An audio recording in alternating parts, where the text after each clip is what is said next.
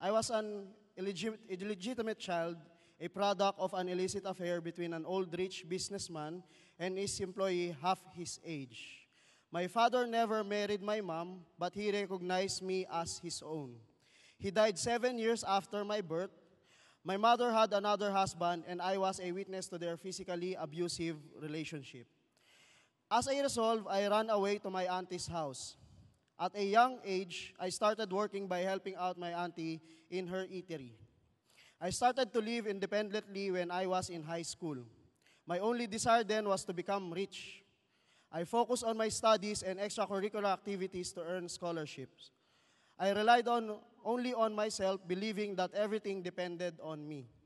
I got admitted to UP Los Baños in college. My auntie supported my studies, but I still had to work. By this time, I felt tired of my life. I blamed my mom for everything that has happened to me. I became bitter and envious of other people who have what they want and what they need. I turned to vices such as heavy drinking and smoking. I got into illegal activities such as transporting drugs and contraceptives, committing petty crimes like theft and breaking into the dormitory of other students, and using violence to get what I want. I believe that the end justifies the means. I thought that my acts were valid as long as I was able to help myself and my friends with what we need, such as food, allowance, and of course, money to support our vices. Through connections, I landed in a good-paying job just after my graduation. After a year, I resigned and started doing businesses. I was earning big. My bitterness from childhood developed into a hunger for money and power. I became arrogant and self-centered, focusing only on worldly gain. That false success was short-lived until one fateful day, when Undoy struck our country, the flood affected the business greatly that I was left with nothing. With no job and money left, I did not know what to do. I started searching for a job, but all the efforts were fruitless. There were days when I had to ask for money to buy food. On several occasions, I walked distances just to attend interviews. I even asked for spare coins from passerby and pleaded with bus drivers and conductors to give me a free ride. I even experienced sleeping in bus stations in Alabang and here in C5 Bridge. It was during this time when my mentors from a direct selling business invited me to attend a service at CCF St. Francis Square. One of them asked me if I wanted to be successful. My immediate answer was yes. I think that there is a secret on how to amass worldly riches. I followed this instruction and went. I was shocked to find out that I was set up for a worship service. However, the moment I stepped inside the worship hall, hearing the praise and worship songs, tears gushed from my eyes, as if all the emotions that I have suppressed all these times were to burst away. God was penetrating into my pride and my self-ambition. I saw a new hope. This new passion encouraged me to read the scriptures, and I knew deep inside this hope is for real. God showed me His mercy, and I was awestruck by His love and forgiveness as I accepted Jesus Christ as my Lord and Savior. Since then, God has blessed me beyond what I can imagine. I blessed with a very good job in a multinational bank based in Australia and have a very supportive boss and teammates. And my work schedule allows me to spend time with my ministries after office. He continues to bless my finances as He teaches me to be a good steward of His blessings. He is also opening doors for opportunities for business in the future. He has blessed me with an opportunity to join and lead AD Group. I am amazed by how God has multiplied them to almost 5 levels, which is equivalent to more or less 50 persons. Joining and leading a small group has been the most fulfilling commitment of my life. The fellowship and Bible studies made me know our Lord, Jesus Christ, much better, and it helped me get rid of my vices. It taught me to love others above myself. And most importantly, the relationship that was once lost in our family is being restored. Through Sunday services, the group session, and GLC classes, God has changed my heart and finally gave me the grace to forgive my mother. My mom is now attending CCF Sunday services and is also part of a small group. Actually, nandun po sila. Also, in one of my heart-to-heart talk with my area pastor, he reminded me of the importance of honoring my stepfather. Since then, I started calling him Tatay. There are a lot of things that still I have to surrender for God's repair, but I'm sure of one thing. Nothing can separate us from His love. I am Louis Anthony Correa, a servant of Jesus. To God be the glory. Praise God. Praise God. Napakabuti ho ng Diyos. Amen po. Praise God. Alam niyo po si Louie, yung mga buhay na ganito po, ito po yung ating pong hinahangad na lagi pong pinagpe-pray sa Panginoon Diyos that God will really save people's lives. Amen? Isipin niyo yung gulo ng kanyang buhay, unknowingly, pagpunta niya rito, yun po ang matatagpuan, matatagpuan niya si Jesus. Alam niyo, si Jesus po ang nakipag-appointment sa kanya. And praise God din po dahil kay Jimmy Fermi, siya rin po ang kanya pong D-group leader. At nag-member po siya ng D-group na Jim. Dahil po sa naintindihan po natin that God did not just want us to make this, did not want us just to go. Ang sabi niya, make disciples, teaching them to observe everything that I have commanded you. Kaya ho, ang ating pong ministry, hindi ho natin hinangad lamang silang madala sa Panginoon. Mabuti po yon. Pero hangad po natin silang matulungan na lumago ho sa Panginoong Diyos. At sumunod sa paraan po ng Panginoon. Amen po? Kaya ano ho yun? Kaya ho, we are encouraging everybody to be part of a small group. Kasi doon po natin, yun po yung discipleship na tinuro ng Diyos sa atin. So, gusto ko lang po malaman, sino sa inyo ang hindi pa part ng small group dito? Yung hindi pa part, hindi pa. Sige, wag ko kayong mahiya. Taas yung kamay ninyo. Yan. So, yan po mga nagtaas na yan, wag ko kayong mahiya. Alam niyo po, we encourage you to join us sa aming pong small group. We have Wednesdays, yung Welcome Wednesdays. We have Fridays. At meron din pong yung Saturdays. Kung kayo po'y magulang, we encourage you to also join that particular gathering para po kung meron pong kayong makitang grupo doon, sama ho kayo. Now, baka ho lang sakali, may iba ho, siguro sumubok, hindi ho nila nagustuhan dahil parang naano ho sila, na parang nadala. Wag ho kayong mag-alala, hindi naman ho kayo bound doon sa group na yon for the rest of your life. Pwede ho kayong humanap ng iba. Ngayon, pagkahanap ninyo, try nyo ulit. Learn from it. Pag hindi pa rin, lipat pa rin kayo. Pag hindi pa rin, ayan, medyo tanungin nyo na yung Diyos, baka kayo na problema. Di ba? Kasi ibang tao ho, lagi nakikita yung problema ng ibang tao, pero hindi lang nakikita yung sarili nila. Kaya ho sa small group, napakaganda kasi may sumasalamin ho sa atin. Amen? At yung pangyayari, minsan lalong nilalantad ho yung ating totoong pagkatao. Kaya ho, praise God po, at pag-pray ho natin sila Louie at saka si Jimmy. Okay lang po ba? Tayo pong lahat ay tumayo. At pag-pray na rin ng ating mga sarili na tayo po'y magkaroon ng sarili, ay makasama tayo sa small group. Wag ho lang ko kayong magkaroon ng grupo na parang Lone Ranger. Hindi ho yun ang ating panawagan kasi we want to assist each and every one of us according to the scripture. So tayo po'y mag-pray. Panginoon, maraming salamat po sa araw na ito. Father God, thank you for Louie. Thank you for how you have changed his life. And thank you that you will continue to help him, Father, to help him to grow in his relationship with you. Gayun din, Panginoon Diyos, salamat kay Jimmy. Salamat, Panginoon, for allowing himself, Father God, to be used by you, Father God, to help Louie to grow in his relationship with you. Thank you, Lord God, for allowing him to invest his life, Father God, to Louie. And I pray also, Father God, for the rest of us, that we may understand, Lord, that your heart is for us to grow in our relationship with you. And you designed us to be part of your body, that we are not meant to be alone. For we belong to one body, O God, your body. And I pray for every one of us to be humble enough, O God, to accept individuals' differences, Father in heaven, that we may be able to serve one another as you have loved us, Lord. Lord, inihingi rin po namin as we study your word this afternoon. I just pray for your Holy Spirit to move freely in our midst. Lord, accomplish your will. Let no one else be glorified but you. Let no other name be exalted but your name, O Jesus. At gayon din, Panginoon, that our lives will really be a blessing to our country. Lord, thank you for challenging us to pray for all those who are in authority. And Lord, we pray for our president. We pray for those who are for our policemen, for our Lord, military officers. We pray for those who are in the Senate, in the House of Congress. Lord, for those who are in different departments, oh God, of this country, of this government. Lord, I pray for every leaders that you have, Lord, that you have placed, oh God, in this land. May they serve you, Father God. May they serve your people, Father in heaven. And may we all be part, Father God, with a, Lord, with a nation that your righteousness, Father God, is being exalted. Father God, thank you.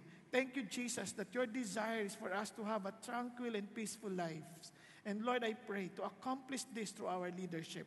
Lord, thank you again. I pray that you will use us, Christians, to influence, Father God, our fellow Filipinos.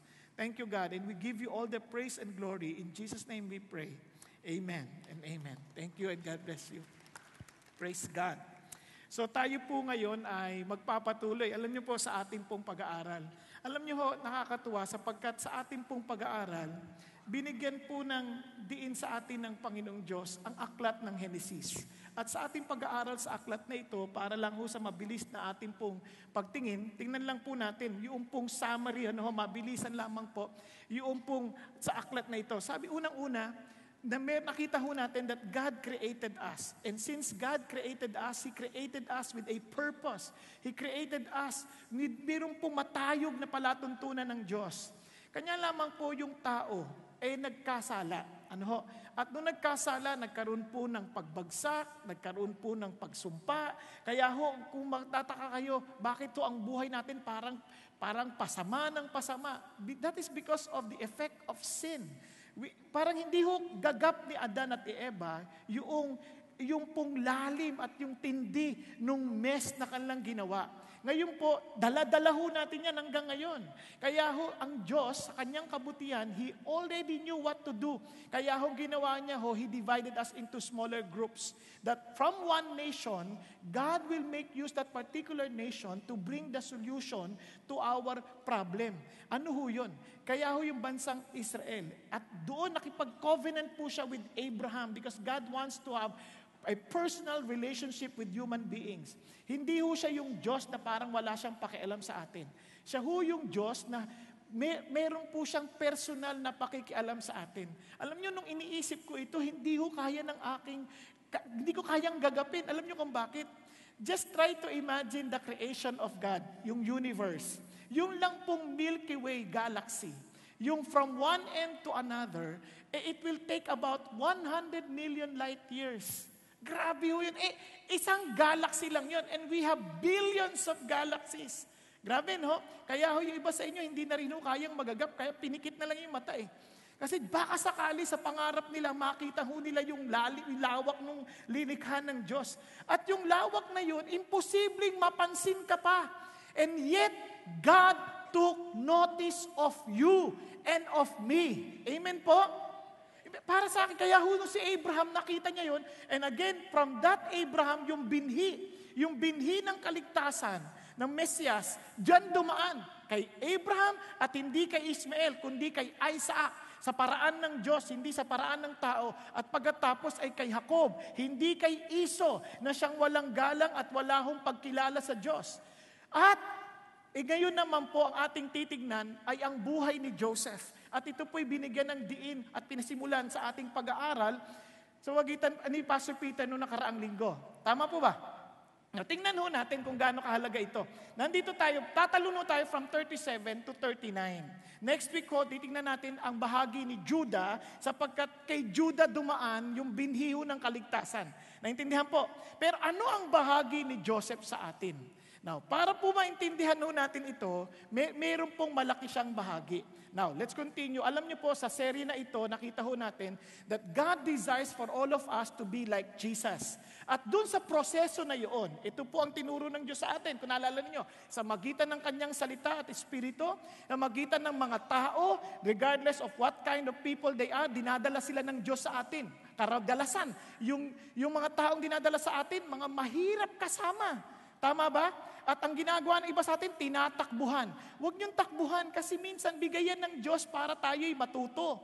Okay po, para tayo mahubog, katulad ng Panginoon. So, tingnan niyo po yung alagad ng Panginoon, 12, iba-ibang ugali. Hindi lahat mabait, hindi lahat mabuti. Ang karamihan sa kanila, nung si Kristo yung nagdadalamhati, natutulog. Ay hindi kayo, yung mga alagad.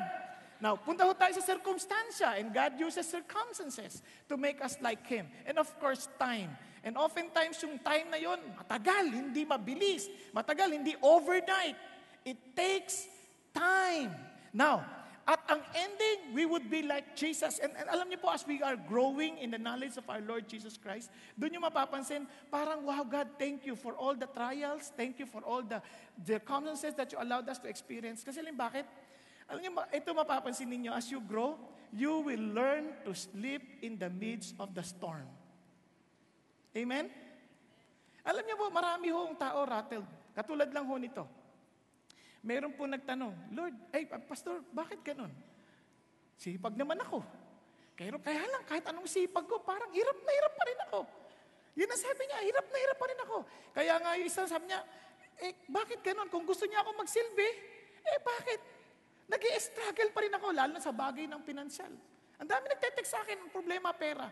Akala nila may solusyon ako. Hindi. Meron, dahil sa salita ng Diyos. Wala lang ako may aabot sa kanila. Kanya lang, yun ang struggle. At isa pa, sabi nga na, yung kung sino pa yung nagko-compromise sa buhay, sila pa yung maraming pera.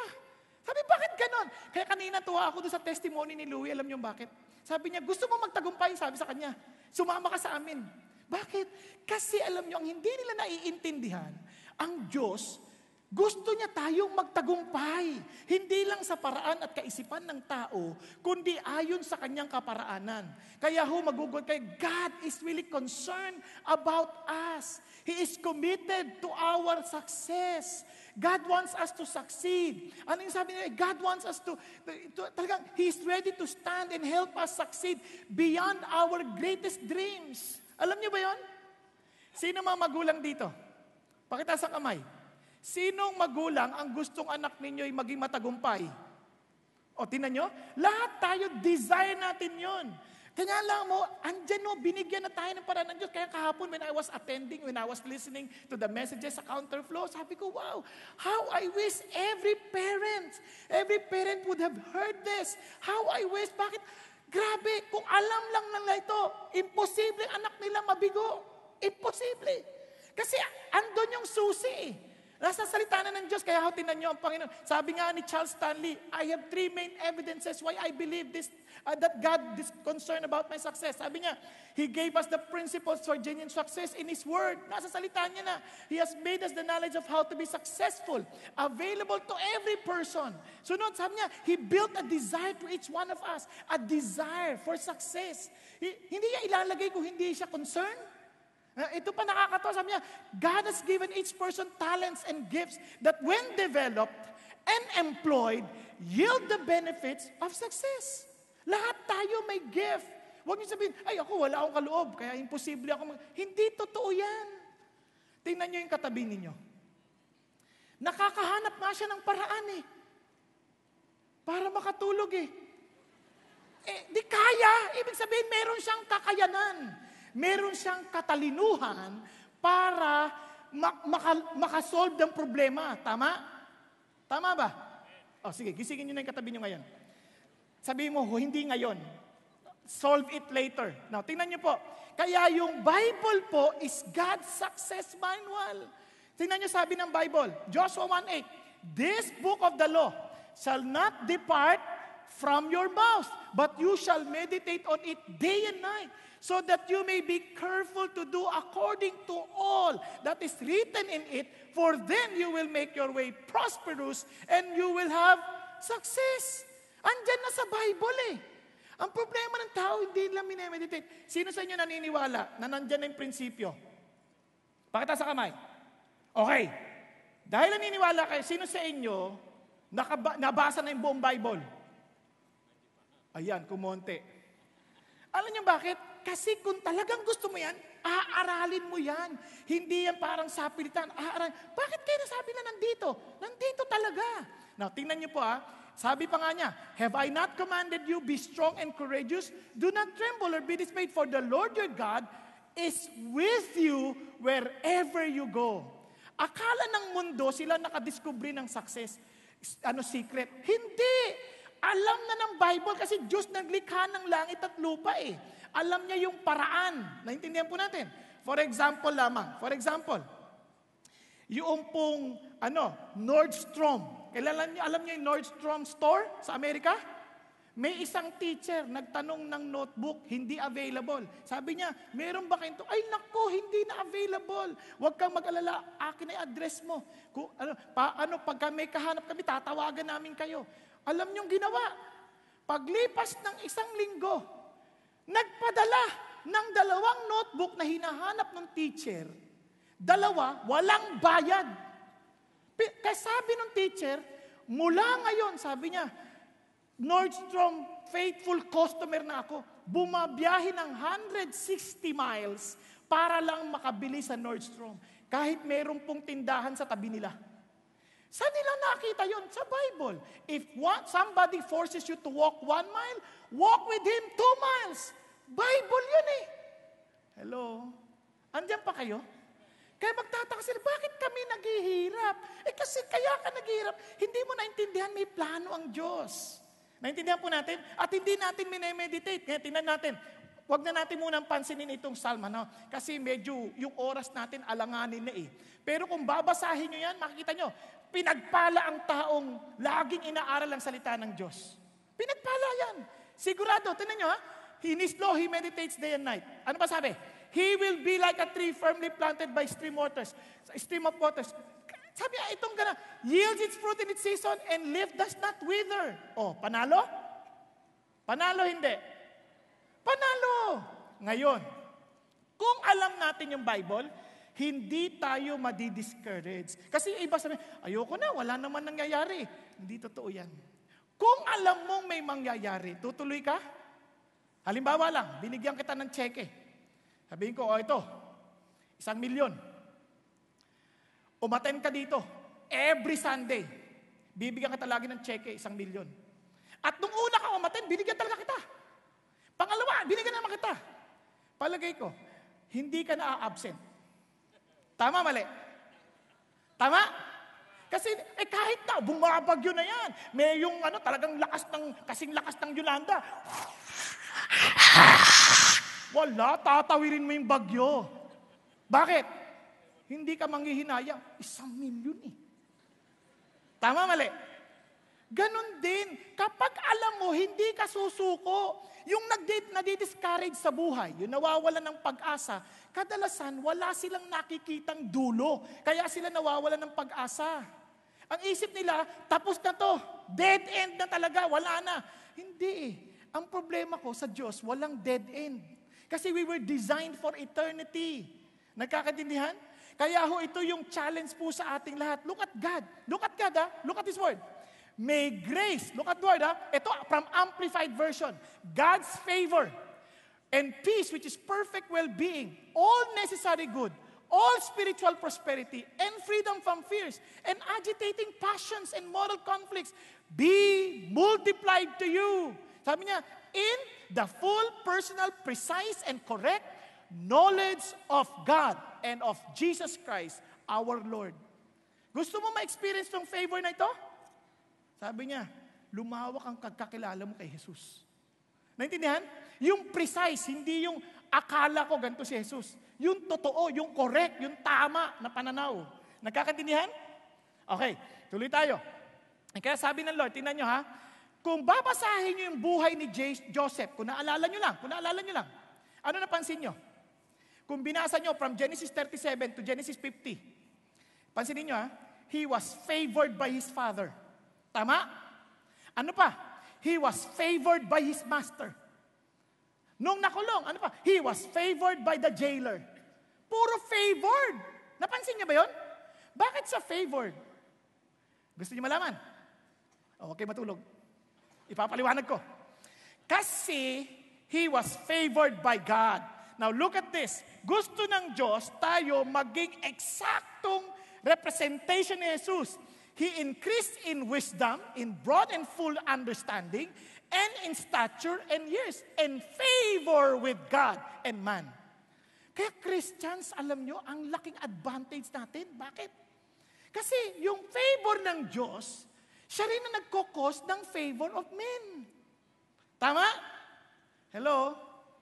Ang malungkot lang, minsan pag Christian ayaw nang kunin sa kapartner. O bakit? Ito lang yung sister-in-law ko, nagkwento sa akin. Alam niya, Christian ako. Sabi niya ganun, "Uy, Bong! O bakit? Nagpagawa ako ng restroom, yung comfort room namin. Kinuha ko, born again." Ha? Ganun ba? Bakit? Kasi alam ko, born again ka eh. Ngayon, hindi niya tinapos yung trabaho. Iniwan. Ay, hindi ako born again. Hindi ko nasabi, hindi ako born again. Yung mga born again talaga niyan, oo. Alam niya, minsan kasi nakakalungkot isipin, they use Christianity as an edge para makakuha ng deal. But they never lived out the Christian life. Nagkakaintindihan tayo? Kasi kung kilala nyo si Jesus, imposibleng iiwan nyo yung trabaho. Kasi si Jesus, hindi nang iiwan ng trabaho. Paano ko nalaman? Glorify me, O God, as I glorified you, for I accomplished the work you entrusted me to do. Nang-iiwan ng trabaho? Hindi, tinatapos. Tingnan nyo sa mga classmates, ang hirap makasama hindi Christian sa project. Pag Christian, ayaw gumawa. Uy, gagawa tayo, may meeting tayo. May D-group kami. Meron kaming prayer meeting. Attend ako ng seminar. Teka muna, ba't di mo tinatapos yung trabaho? Di ba? Iba nga, natutulog agad eh. Ulit, hindi kayo yung tinutulugan yung trabaho. Teka muna, tapusin mo naman, tingnan mo ang Diyos ha. Sabi ng Panginoon, after He finished His work, He rested on the 7th day. Bakit siya nagpahinga? Tapos na yung trabaho eh. Iba, hindi pa nagtatrabaho, nagpapahinga na. Naintindihan niyo po? Kaya kung naiintindihan natin yung Bible, hindi tayo kikilos ng ganoon. Kasi if we have the understanding of Christ, hindi nang iiwan ng trabaho si Jesus. Tama? Tingnan niyo po Ngayon, wag na natin itong pansinin. Ito, kasi punta na nga tayo kay Joseph para mas maliwanag na. Tingnan niyo si Joseph. Genesis 39, verse 1. Now Joseph had been taken down to Egypt, and Potiphar, an Egyptian officer of Pharaoh, the captain of the bodyguard, bought him from the Ishmaelites who had taken him down there. Now, imagine si Joseph. Anong pagkakaalala nyo kay Joseph? Favored by his father. Hindi lang favorite. Naintindihan? Hindi naman sana masamang favored siya ng tatay niya. Ang masama lang, hindi niya favored ang lahat ng anak. Si Joseph lang. Bakit niya gustong-gusto si Joseph? Kasi siya yung anak ni Rachel, yung talagang mahal niyang babae. Tama? Yun talagang gusto niya. Ngayon ay panganak. Ito yung panganay na anak kay Rachel. Sobrang niyang love na love. Talagang binigyan pa ng magandang balabal. Di ba? Maganda. Talagang sobrang kakaiba. Ngayon, itong problema. Nainggit yung mga kapatid. Binenta. Una nga, ang balak, patayin. Ngayon, binenta na lang. Isipin nyo na, imagine nyo ba yung nagbebenta ng mga slaves sa mga palabas? Itong Joseph na ang ganda-ganda ng damit, biglang wala na yung balabal, binebenta na, kabang-kaba, teenager. Tapos ito, sabi gano'n, at binili siya ng guard ni Pharaoh, captain of the bodyguard. Si Potiphar, binili siya. Mula sa mga Ismailita, siguro may bidding pa. Di ba? May bidding pa. 10 shekels, 20 shekels, 30 shekels. Going once, going twice. Wag na naalala nyo. Tapos nakuha. Si Potiphar ang nagwagi. Kinuha siya. Ikaw si Joseph. Kinuha ka, unang-una, hindi mo naman gusto maging alipin eh. Tama ba? Hindi mo naman gusto yung boss mo dahil wala kang choice. Kinili ka eh. Sasama ka. Naramdaman nyo ba yan? Minsan tayo kahit tinatamad. Ayoko naman tong trabaho na ito eh. Pinilit lang ako. Narinig ko. Pinilit lang ako eh. Wala lang akong choice. Hindi ako nakapag-aral eh. Di ba? Kaya ito na yung trabaho ko. Ang hirap-hirap eh. Kakainis eh. Tama, mali? O kaya naman, etong boss ko nakakapikon eh. Kumo malaki katawan, bodyguard eh. Dinadaan sa laki. Sumunod ka. Wala naman siyang choice eh. Mabait o masama yung boss, wala siyang choice. Tama, mali? Pero alam nyo, ma-amaze kayo sa puso nitong si Joseph. Inting-intindi niya yung Bible. Sabi nga ho kanina ni Pastor Peter, ginamit niyang Hebrews 12. Ito yung prinsipyo. Balagpasan ko muna to, babalikan ko to ha. Ito yung prinsipyo. Sabi niya, fixing our eyes on Jesus, the author and perfecter of faith. Sabi niya, no matter what happened, you fix your eyes on Jesus. Not on people, not on the circumstances, not on anybody, but on Jesus.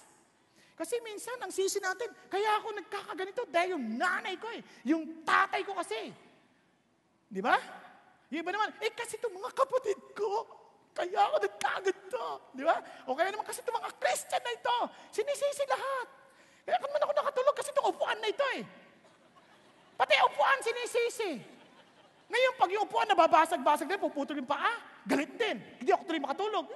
Lahat sinisisi. Ano ka ba? Wala. Kay Jesus ka tumutok. Naintindihan? Kay Jesus, wala dun sa tao. Kasi kung sa tao, madi-discourage ka. Sa totoo lang, kung titingin ka sa kahit na yung sabi, Christian siya. Ini-expect ko maayos, pero ang labo Naku, maniwala ka. Sasama lang loob mo. Huwag kang tumingin dyan. Huwag kang tumingin sa D-group. Huwag kang tumingin sa D-group leader. Huwag kang tumingin sa mga members. Tumingin ka kay Jesus. Sabi ng Lord, sama raw ako sa D-group kasi as they are meeting together every day in their house and in the temple, sasama ako regardless of what kind of people they are. Minsan sabi, ayoko niyan. Mayayabang silang mga Christian. Ayoko na dyan. Kasi hindi ka nakatingin kay Jesus. Pag hindi ka nakatingin sa Jesus, understandable yun. Pero kung nakatingin ka kay Jesus, hindi issue sila. Ang issue, anong maiaambag mo? Kasi sabi ng Bible, let us not neglect meeting together as is the habit of some, but let us encourage one another. Ano sabi niya? Ikaw ang mag-encourage, hindi ikaw ang ini-encourage. Tama, mali? Hello? Parang masama ang loob nyo, no? Sa totoo lang. Kaya minsan, madali tayong mawalan ng gana. Kaya minsan, dali tayong ma-discourage. Kasi bakit? Hindi tayo nakafix kay Jesus Tingnan nyo, sabi niya, He is the author. Siya nagpasimula ng faith natin. At siya rin ang magpapaganap. Hindi pastor, hindi tao, hindi D-group leader, hindi D12 leader, kundi si Jesus. Amen po? Hindi yung church. Si Jesus. Pakiskalibit mo yung katabi mo. Si Jesus. Ang nagpapaganap ng pananampalataya mo. Okay po? Kaya sabing gano'n, tingnan nyo si Jesus. Alam mo ba kung bakit ka magfo-focus kay Jesus? Alam mo, who for the joy set before Him endured the cross. Bakit niya na-endure yung cross? Pero yung pinapalo, tinalatigo, halos kita na yung laman loob. Bakit niya natiis? Alam niyo, sabi niya, and endured the cross with joy, With joy. Bakit? With all the pain. My God, why hast thou forsaken me? Pero bakit niya nilaban hanggang uli? You know why? He was thinking about you. Maliligtas siya. Ano pangalan mo, iho? Jordan. Para kay Jordan to. Hindi number 23. Siya ang number 1 sa akin. Naintindihan sabihin? Para kay Jordan to. Para sa'yo. Kaya, He endured the cross. And, ang ganda, after being crucified, He sat down at the right hand of God telling us, I'm victorious. I will surely save you. I will surely perfect your faith. Kaya doon tayo nakatingin. Kaya every time na-discourage ka, tandaan mo lang si Jesus, hindi ka niya sinuko. Okay po ba yan? Sabihin mo sa tabi mo, hindi ka sinuko ni Jesus. Okay? Kahit natutulog ka, hindi ka niya sinusuko. Okay, kaya anong topic natin? Walk by faith. Focus on Jesus. Focus on God. Yan ang gusto ng Diyos. Ganyan-ganyan ang ginawa grabe ginawa ni Joseph. Tingnan nyo kaya alam nyo yung pangyayari, yan ang naghahayag kung anong uring tao tayo. Okay? Kapag may alam nyong matagumpay, alam nyong may Kristo tayo, kasi He will perfect our faith. But those who give up, alam nyong hindi sila nakatingin kay Jesus. Eto nga, minsan nalulungkot ako, yung hindi pa Christian, siya nakakaalam. Hindi pa Christian, kilala mo yan? Yan, si John Dominic Bobby. Nako, alam niyo ba yan si John Dominic? Na-stroke, na-paralyze, hindi na makapagsalita, paralyzed from neck down. Hindi makagalaw ng kamay. Alam niyo, pero yung utak niya buo pa. Nag-iisip pa rin. Nakapagsulat pa ng libro. Alam niyo pa paano? Yan yung Ale. Yung Ale. Si Claudie Mendivil. Alam ginawa? Si Claude Mendivil. Anong ginawa niya? Sasabi niya, A, B, C. Si Claude, pipikit yung mata pag tama na, C. D.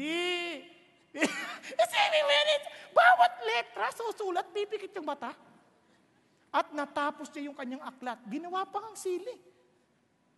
Eh minsan yung Christian, suko na agad. Oh, may lagnat ako. May exam kami. Ayoko na. Drop na kagad. Relax ka lang. Ano ka ba? Ayoko na, papakamatay na ako. Iniwan ako ng boyfriend ko. Ano ka ba? Pasalamat ka, iniwan ka ng boyfriend mo. Dahil may mas magandang plano ang Diyos sa'yo. Tama? Kaya ito tatandaan natin, fix our eyes on Jesus. Amen? Amen po ba? Now, let's go to this. Ito, napaka-importante ito. Kalimutan. Tingnan niyo si Joseph, ha? Now, the Lord was with Joseph. Grabe. So he became a successful man. And he was in the house of his master, the Egyptian. Anong ginawa niya? Sabi niya, itong Joseph, kahit na ano pang injustice na nararanasan niya, biro mo, binetray siya ng sarili niyang kapatid. Talagang kapatid niya, isipin mo. Dadalan niya ng tanghalian o pagkain. Siya pa ang ibinenta. Tapos anong ginawa niya? Ito, naging alipin. Dating spoiled. Ngayon, alipin. Ano sabi ng Diyos? But the Lord was with Joseph. Ano napansin niyo kay Joseph? Nag-stay siya kay Jesus. He focused his eyes on the Lord. Tapos itong napakaganda. Tingnan niyo ha? And he became a successful man. Bakit siya successful? Because the Lord was with him. Teka, wala naman siyang bahay na sarili Wala naman siyang kotse. Wala naman siyang sariling pamilya. Wala naman siyang magarang gamit. Paano siya naging successful? Kasi nga, yung success sa ating pananaw, yung bang magkamit at maging kilala. Oh, kilala ka nga. Nagkahiwalay naman kayo ng mag-asawa. Naintindihan niyo po? Okay, mayaman ka nga. Wala naman mga anak mo. Nagda-drugs. Isa, nagpakamatay. Paano gagawin mo? Yung ba yung tagumpay na sinasabi natin? Sabi ng Lord, ang totoong tagumpay, the Lord was with Joseph. That God is with you. That God is with us. Yun ang totoong tagumpay. Now, how many of you will honestly say, di nyo kailangan magtaas, it's between you and the Lord. You're confident enough, the Lord is with me. I am a successful person. Naintindihan niyo po, kaya pag-gising pala sa umaga paano magiging malungkot ang araw mo? Matagumpay kang tao. Bakit? Kasama mo ang Diyos. Kaya lang pag-gising mo sa umaga, hindi mo kasama si Lord Late na ako. Nag-alarm. Late ako. Ano ba yan? Lord, mamaya tayo mag-usap. Di ba? Nandun pa lang sa jeep, nagmamadali. Naku, ang tagal-tagal naman. Tagal-tagal. Hindi na magpe-pray Paano ka magiging matagumpay? Pagdating mo pa lang sa opisina, maintang ulo mo, magulo, late. Bakit? Kasi, ang tagumpay, wala sa pagmamadali mo. Kasama mo ba si God? Amen po? Nasusundan natin? Kaya maraming mga magulang ay tarantang-tarantang nagluluto, hindi na makasama si God Kaya yung mismong manok, masarap nga, hindi naman makain. Anak, o yan, nagluto na ako, handa na. Dalihan nyo, kumain na kayo. Ang aarting nyo, hindi pa kayo makain na maayos. O di yung anak, wala nang ganang kumain. Asan ang tagumpay doon? Samantalang kahit na konting kangkong yan. Pero masaya kayo, anak, ang kangkong, isipin mo na lang, kangkong ito. Ganun ba? Parang masaya ka ba? Hindi kayong parang hirap na hirap sa buhay. Para kang binugbog sa suliranin. Hindi Mataas ang iyong kalalagayan. Alam nyo, nakatutuwa. Alam nyo, pagkasama ang Diyos, natutuwa po ako kasi mahilig po ako magluto. Pero alam nyo, minsan ayaw ko rin po magluto dahil kong ginagawa. Pero pagka minsan paggagawa po ako, nagpe-pray pa po ako. Nagpe-pray ko pa. Itlog lang. Pinagpe-pray ko pa. Hindi totoo. Bakit po? Kasi gusto kong tiyak yung anak ko masisiyahan. Kaya minsan yung itlog, may nakangiti. Ganyan. May design. Kasi gusto ko ibigay ito sa Diyos, hindi naman sa anak ko Naintindihan po?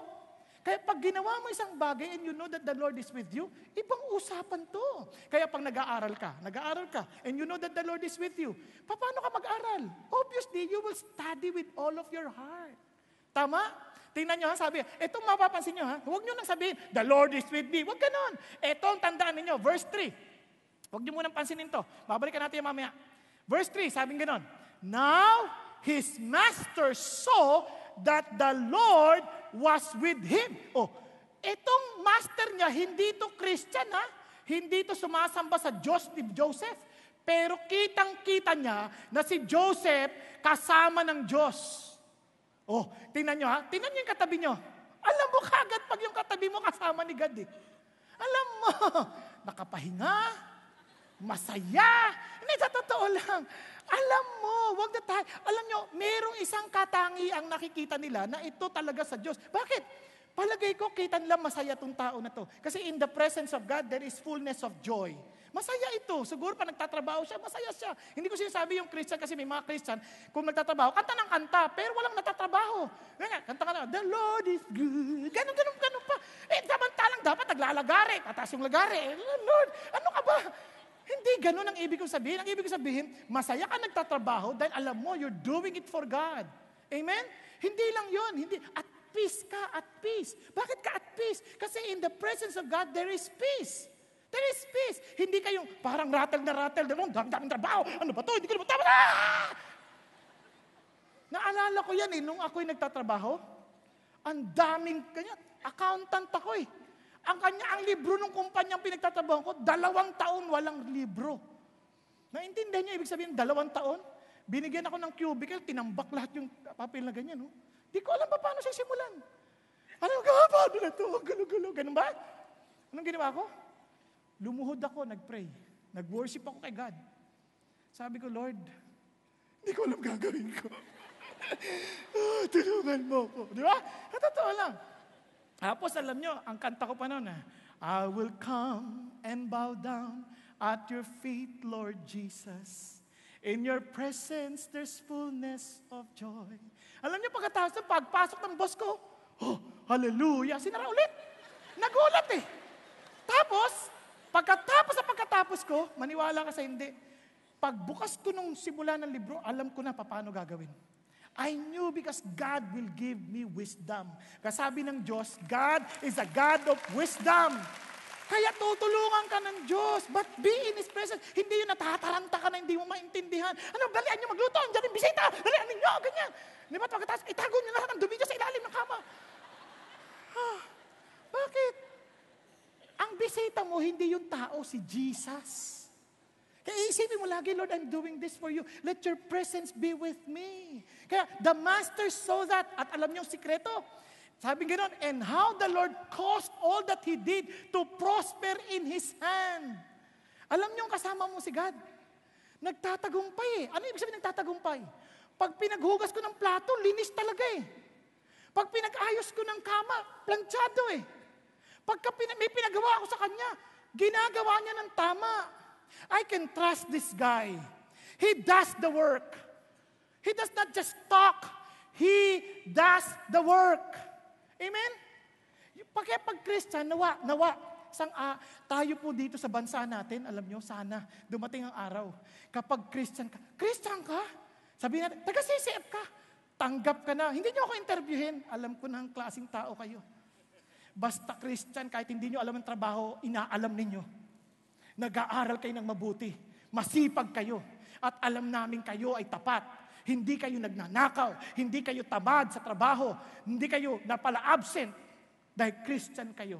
Ang sarap ganun pakinggan, di ba? Hindi pag-apply mo. Ano ka mo? Christian ka. Lumayo-layo ka nga. Kayo yung mga tamad. Laging absent. Laging nag-undertime. Dahil lagi may D-group. Di ba ang pangit? Kasi dapat yung tao sa paligid natin, kitang-kita nila na tayo yung nagliliwanag dahil sa Diyos tayo, kita nila yung master natin. Ngayon, pag estudyante naman, pagka-grupo, gusto kong kagrupo to si Santos. Bakit itong Santos na to? Ang sipag-sipag. Di ba? Iba. Santong-santong dating. Kita ko tsaka pagka hindi na namin alam gagawin, nagpe-pray. Tapos tinuturuan kami, iba siya. He's a great blessing to us. Tama? Katingnan ninyo, pag tinuloy nyo to, magugulat kayo. Huwag nyo na ulit pansinin yan, lalagpasan lang natin. Huwag nyo pakita. Kasi nalilito na sila eh. No? Itong napaka-importante. Tingnan nyo ha, balik tayo sa Genesis. Tingnan nyo ha. Tingnan nyo, verse 39, verse 4. So Joseph, look at the words, found favor in his sight and became his personal servant, and he made him overseer and over his house, and all that he owned, he put in his charge. Wow! Napansin niyo? Yung boss, sabi niya, eto lang mapagkakatiwalaan ko. Eto lang, siya lang mapagkakatiwalaan ko. Hindi lang yan, tingnan nyo ha. It came about that from the time he made him overseer in his house and over all that he owned, the Lord blessed the Egyptian's house on account of Joseph. Thus, the Lord's blessing was upon all that he owned in the house and in the field. Ano nangyari? Sabi niya, lahat pinagpapala. Grabe no? Kung saan si Joseph, pinagpapala, kaya siyang pinamahala ko na sa lahat. Ano yung sabihin papala? Walang gulo. Hindi naman walang gulo. Hindi itong mga tao ito, nagtatrabaho na maayos. They were inspired by his life. Tama, mali? Yun ang, sana ho, pag nakita nila, Christian, sarap kasama niyan. Hindi yan nagchichismis, hindi naninira ng kapwa. Di ba ang sarap? Kaysa naman yung, Christian, naku, pagpe-pray ka, sabi niya, pag-pray natin yan, ang sama ng ugali niyan. Kailangan ipag-pray. Di ba, ang samang pakinggan, no? Pero ang sarap ng, itong Christian na to, ang sipag talaga nito. Walang reklamo, panagtrabaho, trabaho lang. At mahal na mahal niya kami. May malasakit siya sa amin. Bakit? Bawat gawin niya, iniisip niya may epekto sa mga kasama niya. Naintindihan? No, sa bahay, ganun din. Alam mo, anak na Christian eh. Kasi, alam na Christian, lagi silang inuutusan. Kaya huwag kayo magalit, lagi kayo inuutusan. Alam nilang, ikaw yun lang yung bata at anak na masunurin. Sabi ng bata, kawawa naman. Huwag kang mag-alala because God will be your rewarder. You may not know what the effect of what you're doing, but one day, you will reap a great harvest. Why? Because God sees you. Nakikita ka ng Diyos. Nakikita niyang ginagawa mo. Amen po? Kaya nga ho, yung mga anak ko, minsan magre-reklamo pa, yung mga classmate namin, di naman tumutulong, kami lang lahat gumagawa. Huwag kang mag-alala, anak. Gawin mo para kay God. Biruin mo, ikaw lang ang natututo. Isang araw, ikaw lang din ang hahanapin ng ibang tao. Dahil ikaw, naglilingkod sa Diyos, hindi sa tao. Kasi marami naglilingkod sa teacher. Huwag ka maglingkod sa teacher, kaya magko-comply. Ito po assignment, pero hindi inaral. Hindi. Aralin mo kasi ang ginagawa mo, hindi sa teacher, sa Diyos. At ang epekto sa iyo, natututo ka. Nagiging ganap ka at nagiging katulad ka ni Jesus. Maalam, growing in wisdom, growing in stature, in favor of God and of men. Amen? Yan ang ginagawa ng Diyos. Now, look at this. Ito pang napakagandang ginawa. Tingnan nyo ha. Sabi niya, so he left everything he owned in Joseph's charge, and with him, there he did not concern himself with anything except the food which he ate. Now, Joseph was handsome in form and appearance. Now, bago tayo tumundo, tingnan nyo ha. Ang sabi niya, wala na siya. Yung boss, gumaan ang buhay. Alam nyo ho, alam yung blessing kay sa ibang tao? Kasi gumagaan ang hininga ng ibang tao dahil nandiyan ka. Hello? Gusto niyo malamang matagumpay kayo at kasama niyo ang Diyos? Tatanungin niyo, punta kayo sa nanay niyo, Nay, gumaan ba ng hininga ninyo? Mula na naging Christian ako, kaya mula nang naisilang ako. At dumating ako sa buhay niyo. Diba? Pag inatake sa puso yung nanay niyo, alam niyo na. Okay, boss niyo, gusto niyo malaman? Punta kayo sa boss niyo. Ma'am, sir, magre-resign na po ako. Pag ang sagot sa inyo, kailan? Kabahan ka. Ibig sabihin, hindi ka blessing sa kumpanya. Tama? Pero pag sinabi, magre-resign? Bakit? May problema ba? Bakit ka magre-resign? Meron bang hindi magandang nagawa ang kumpanya sa iyo? Bakit? Wag, sana. Dito ka lang. Meron ka bang nakuhang mas magandang offer? Tatapatan namin. O lalagpasan pa. O, type mo? O bakit? Kasi blessing ka sa kanila. Tama? Tama ba? Ngayon, para maintindihan nyo, hindi ko mo bless ka na, promote. Kasi puro promotion eh. Bless ka na, wala nang problema. Hallelujah. Hindi, teka muna. Sabing gano'n, no? Now, Joseph was handsome in form and appearance. Gusto niyo makita kung ano itsura ni Joseph? Hindi. Tinatanong ko lang naman. Ano ba? Hindi ko sinasabing ako. Ay, gusto niyo makita, gumanon lang naman ako eh. Wala akong larawan niya. Wala. Kung gusto niyo makita, yung opposite, ito. Okay? Opposite. Ngayon, hindi niyo masisisi si Joseph mana sa nanay niya. Kasi si nanay niya maganda in form and in figure. Naalala niyo? At maganda rin ang lola niya, si Sarah. Maganda rin si Rebecca, yung isa pa niyang lola. So, bakit hindi masisisi? Ngayon, ang problema ganito.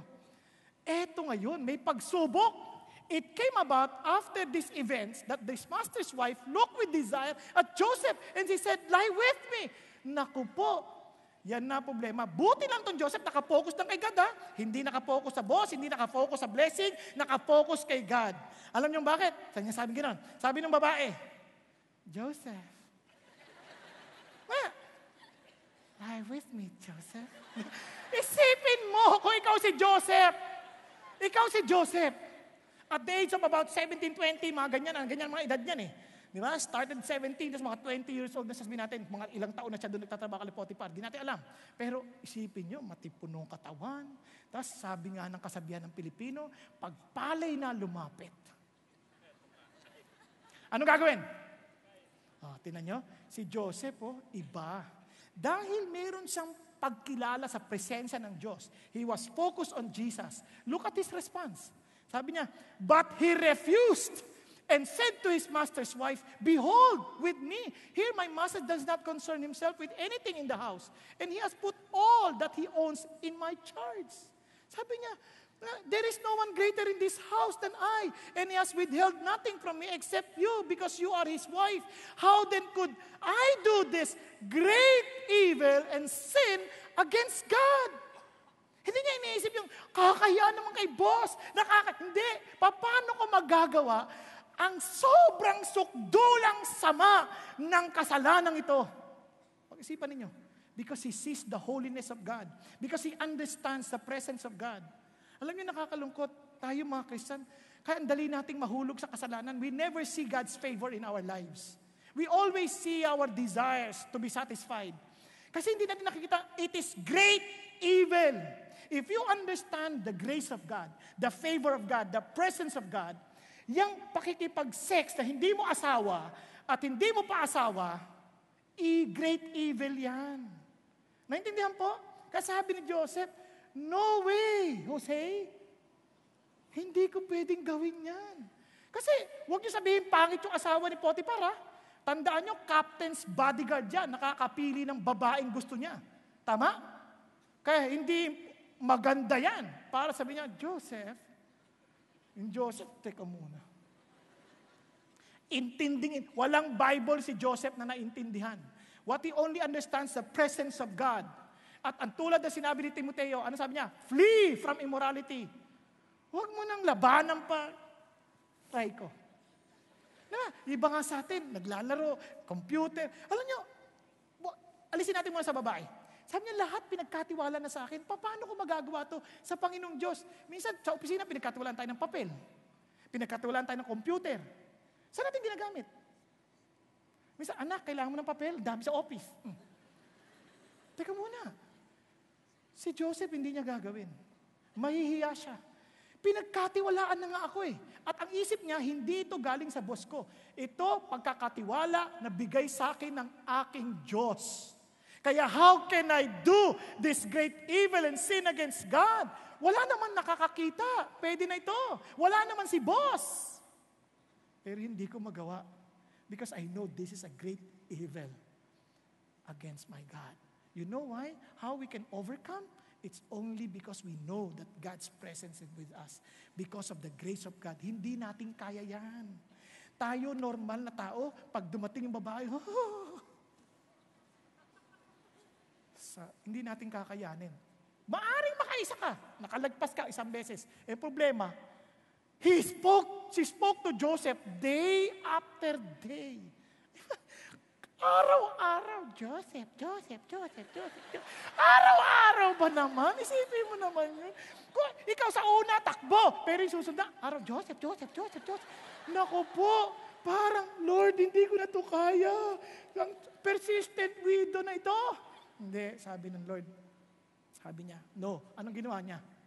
Sabi niya, now it happened one day that he went into the house to do his work and none of the other of the men of the household was there inside. So wala. Sabi niya, siguro pwede niya excuse. Boss ko naman to, Lord. Kailangan ko na mag-submit. Hindi. Anong ginawa niya? Sabi gano'n, she caught him by his garment saying, lie with me. Nahawakan na yung damit. Joseph, ano? Sabi ni Joseph, ah! And he left his garment in her hand and fled and went outside. Takbo yung Joseph. Tanggal yung damit. Takbo. Siguro kung tayo na yun. Nahawakan na, Lord, di ko na kaya. Nahawakan Sorry Lord, sorry, magre-repent na lang ako. Hindi. He knows that it is a great evil against God. Naintindihan? Hello? Kaya alam nyo, pagka may bagay, yung gandang suggestion ni Pastor Peter kanina, sabi niya, yung 5-minute rule. Kapag natutokso ka na, 5 minutes, pray ka muna. Sabay takbo. Lord, di ko na kaya. Takbo na. Yun yan, nag-internet ka. Bigla, Lord, takbo na. Hindi yung sa harap ng babae, magpe-pray ka, Lord. Baka sakal. Para ka si Balaam, baka bigay mo to. Hindi, walang ganun. Takbo. You know that it is not from God. Amen? Ngayon, itong problema. Tama ba ang ginawa niya? Tama? Tama. Ang problema, when she saw that he had left his garment in her hand and had fled outside, she called the men of her household and said to them, see, he has brought in a Hebrew to us to make sport of us. He came in to me and lie with me and I screamed. And sabi niya, and when I heard that, I raised my voice and screamed. He left his garment aside me and fled and went outside. Grabe siya pa, siniraan pa si Joseph. Siya na yung tama, siya pa ang siniraan. Kinawag yung mga ibang alipin, sabi niya, tingnan mo to! Sumigaw pa, rape! Sabi ko, grabe namang ali to. Ang kapal. Pero sa totoo lang, hindi nyo mapipigilan. Maraming tao ganyan. Sila na yung mali, sila pa yung naninira sa tama. Kaya don't be surprised kung nasisiraan kayo, sinisiraan kayo, ini-slander kayo. Don't be surprised. Minsan, sinisiraan ako, Lord. Ang labo naman, Lord. Ako na nga yung faithful. Nagpe-pray ako lagi sa'yo. Nagkakwait ako. Pero sinisiraan ako. Boses, matutina na ba? Friends, I'm challenging you. Minsan sisiraan ka. Minsan you will felt that as if the world is against you. But the point is, you focused on God. Amen? Focus on God. At ang problema, hindi lang siniraan sa mga katrabaho niya. Sinumbong pa sa asawa niya. So she left his garment beside her until his master came home. Then she spoke to him with these words, the Hebrew slave, whom you brought to us came in to make me sport of me. And I raised my voice, and she screamed. He left his garment beside me and fled outside. And what happened? This is what your slave did to me. His anger burned. Galit na galit. Sabi ko, ako si Joseph, siguro baka sumuko na ako. Lord, labo naman. Sumunod na nga ako. Ako pa ang malabo ngayon. Galit na galit yung master ko. Ano pinagawa? Pinakulong. Sorry Sabi sa Genesis, let's go to Genesis 39. Para maintindihan niyo yung pinagawa. Verse 20. So Joseph master took him and put him into jail, the place where the king's prisoners were confined. And he was there in the jail. Nakulong pa. Alam niyo, mabait pa nga ang Diyos Alam niyo bakit? Pwede na siyang papatay si Joseph. Pero pinakulong na lang. Pero ganun pa man si Joseph, nagtampo kaya. Tingnan ninyo. 21. But the Lord was with Joseph and extended kindness to him and gave him favor in the sight of the chief jailer. Amazing, no? Grabe, bugbog na, kulong, pinagbintangan, pero ang puso, na kay God pa rin. Focus on God. Kapatid, siraan ka man, pagbintangan ka man, mag-isip man sila ng kung ano-ano tungkol sa iyo. Tandaan mo lang to. Alam ni God. And you just be with God always. and He will surely defend you. You may not see immediately the effect, pero makikita mo how God will work in a very mysterious way. Naintindihan mo natin? So pakigising nyo na yung katabi niya, malapit na tayo magtapos. Praise God. Now, tingnan niyo po ang nangyari. 22, the chief jailer committed to Joseph's charge all the prisoners who were in the jail. Grabe, no? Pinagkatiwala. Pinromote na naman mula sa bilang nakakulong. Siya na ngayon ay punong nakakulong. Pinuno na siya, sabi niya. So that whatever was done there, he was responsible for it. Walang gagawin sa kulungan nang hindi niya nalalaman. Amazing, no? Grabe si God. Alam nyo, hindi kasi kayang-kayang ikulong ang sino man si God sa buhay mo. Amen? Masiraan man nila kayo at masiraan man nila ang pangalan natin, hindi lang masisira ang pangalan ni Jesus na nasa sa atin if we will just focus our eyes on Jesus. Amen? Now last, now the chief jailer did not supervise anything under Joseph's charge because the Lord was with him, and whatever he did, the Lord made to prosper. Pakisabi mo sa katabi mo, God wants you to be successful. Alam mo? But you have to be with God. You have to focus on God. You have to walk by faith. Amen? So sabihin mo sa katabi mo, walk by faith. Focus on God. Naintindihan po? Now, tingnan niyo po Now, tingnan niyo po yung napaka-importante statement na to. I hope that every one of us will speak on this. As you walk by faith, as you focus on God, pakisabi niyo nga with confidence in your heart, I state your name, am a successful person, for God is with me because of Jesus. And then, pakisabi mo nga ulit na may tapang. Pakigising mo yung katabi mo. Tulog na eh. Matatapos na tayo, kakahiya eh. Di ba? Sabi mo, gising ka na. I state your name. I'm a successful person, for God is with me because of Jesus. Now, alam niyo po, before I end, let me just tell you this. Alam niyo po, marami sa atin, if you are honest, pakiramdam niyo malayo ang Diyos sa inyo. If you're just honest. Marami sa inyo isip niyo, Lord, tanggap mo ba talaga ako? Hindi ako mabuting tao eh. Lord, talaga bang may pag-asa ako sa inyo? Let me just tell you this. And I praise God. Nasabi ho ni Lord, nasabi niya, all that the Father gives me will come to me.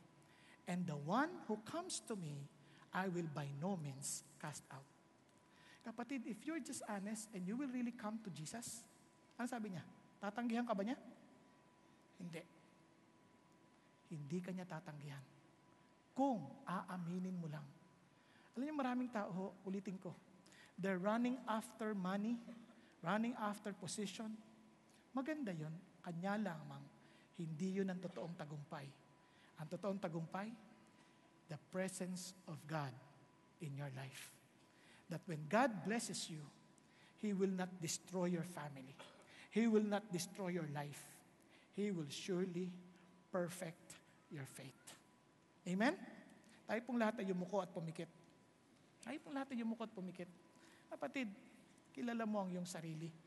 Marahil nasa isang trabaho ka na parang ayaw mo na.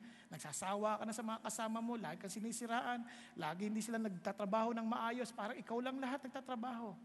Kapatid, don't ever forget, if Jesus is with you, you are a successful person. Your joy must be Jesus. Pero kung si Jesus wala sa iyo, be honest enough to admit, Lord, patawarin niyo ako, alam kong malayo kayo sa akin. And be humble enough to come to Him and acknowledge your need of Him. And say, Lord Jesus, I know you died on the cross for me. I know you rose again from the dead. I want to be with you. I want to live with you. I want to work with you. I want to be with you. Lord, I want your presence to be real in me. And Lord, as you promised that you will not cast out anyone who come to you. And Lord, I come to you now. Alam kong hindi mo ako tatanggihan. Alam kong hindi mo ako itataboy. As you have said in your word. So Lord Jesus, I come to you now. My friend, if God is talking to you, why don't you just raise your hand to the Lord right now and say, Lord, ako yun. I want to be with you. I want to be assured that you are with me. Yes, it's between you and the Lord. Huwag kang mahiya. If you are not assured that God is with you, and you want to be assured now, raise your hands. Say mo, Lord, gusto ko pong lumapit sa inyo. Gusto ko pong, Panginoon, declare yung pananampalataya ko na you want me to be with you, and I want to be with you. Thank you, Jesus. Thank you, Lord. Lord, nakikita mo yung mga kamay na ito. Nakikita mo yung mga kamay na nakataas. And I pray, Father God, that as they declare their faith on you, as they declare, Father God, as they focus their eyes on you now, O God, as you have said in your word that you will not cast out anyone who come to you, I pray to be with them, O Lord. Thank you, Jesus. For those who raise their hands, sabi mo, Lord Jesus, I want to be one with you. As you have said, if anyone is in Christ, he is a new creature. The old is passed away, behold, the new has come. Thank you, Lord. Thank you, Lord, that you are true to your promises. Thank you, Jesus. Thank you, God. And for the rest of us here, friends, I don't know what you need. I don't know what you are going through in life. Hindi ko alam kung anong pinagdadaanan mo sa buhay. But maybe you need prayers. You need someone to pray with you.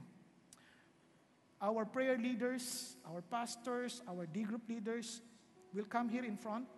And if you have any prayer concern, that you want somehow to be released and to experience the presence of God in your life, and you want to see the reality of God in your work, in your family, and you want to be prayed over, or maybe you have other problems that you want someone to pray with you, why don't you just come here in front while our last song is being sung? But don't just come here with confidence that the Lord will meet with you. Thank you, Jesus. Father God, I thank you that you know all of us. And I pray, Father God, to really allow your name to be glorified in our lives, that in our work, we will walk by faith and we will focus our eyes on you, Jesus, the author and the perfecter of our faith. Thank you, God. Hallelujah. Thank you, Jesus. Thank you, Jesus. Yes, may I request the prayer leaders to come here in front. At para sa mga yun na gusto po magpa-pray, just come forward habang kinakanta po natin ating last song. God bless you.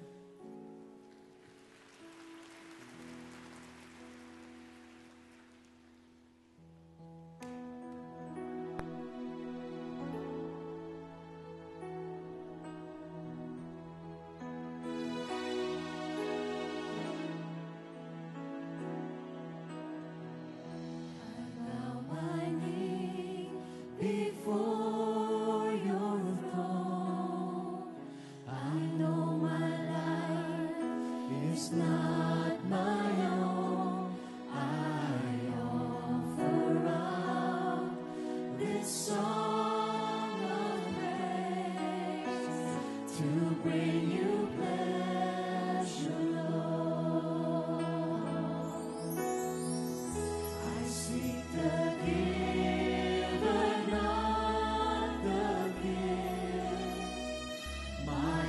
desire.